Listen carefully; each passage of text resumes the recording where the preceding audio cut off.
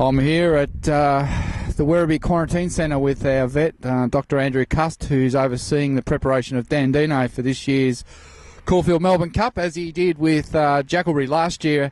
Andrew, day 3, and how's Dandino looking? Very good, very good. He's travelled exceptionally well. He's a stunning-looking horse. He lost very little weight on the trip over and has eaten and drunk well and recovered all that weight and is working very, very well. From a, I guess, a vet's perspective, when these horses travel a long way, a lot can go wrong. And what are some of the things that you're personally looking for? Yeah, well, I guess it all starts with the absolute basics, and that's just the horse's general health. And weight's a big thing, and temperature's a big thing. So if they maintain their weight and they maintain a normal temperature and they eat and drink, then that's a great start to the preparation for the Cup. If you start behind the 8 ball, I think it becomes very difficult to maintain the intensity and the work required to get to the Cup. So that's the simplest things, and even you can come unstuck even with those. And then they start getting into travel sickness, jet lag, and those sorts of things, which can cause major problems to the horse's health. Dandino, as you said, travelled beautifully, and I think you just rehydrated on Saturday afternoon. But not all horses travelled over well, did they? No, not all horses travelled over well.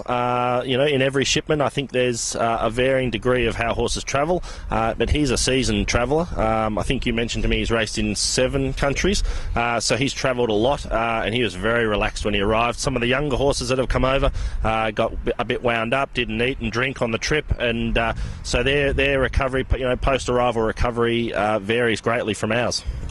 In terms of going forward, it's 2.5 weeks to the Caulfield Cup, and it's a day I think you would look forward to as much as we would as owners with this horse. You feel part of the team? Absolutely, part of the team. Get very excited about it. The Caulfield Cup always worries me a bit. It's a hard run race, and you've got to be in the bustle to have a chance in the Caulfield Cup. So I'm always glad when it's over, but I guess that's the start of our real effort towards the Melbourne Cup.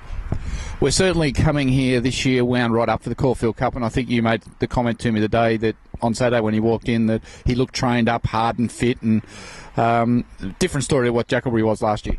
Absolutely, different story, different horse. They vary a lot in their body structure. Jackalbury was a big, bolshy sort of a colt, that tried to eat us for breakfast every morning we went into the stable. Dandino's a lot more relaxed, a lot more of a sort of a workman, and he's come really fit, and he looks magnificent.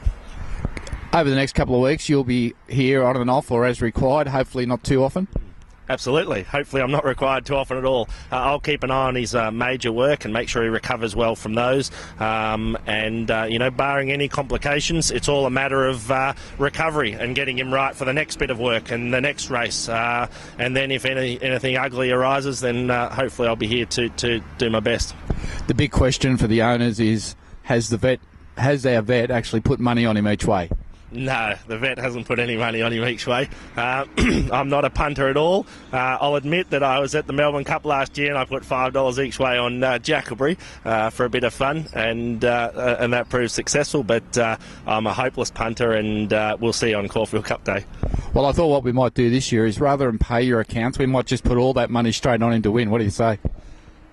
We'll see how it goes when we get a bit closer, but I'm quietly confident. Good on you. That's Andrew Cust from the Ballarat Vet Clinic, who's looking after Dandino for us this season, and I think it's fair to say we're in very good hands.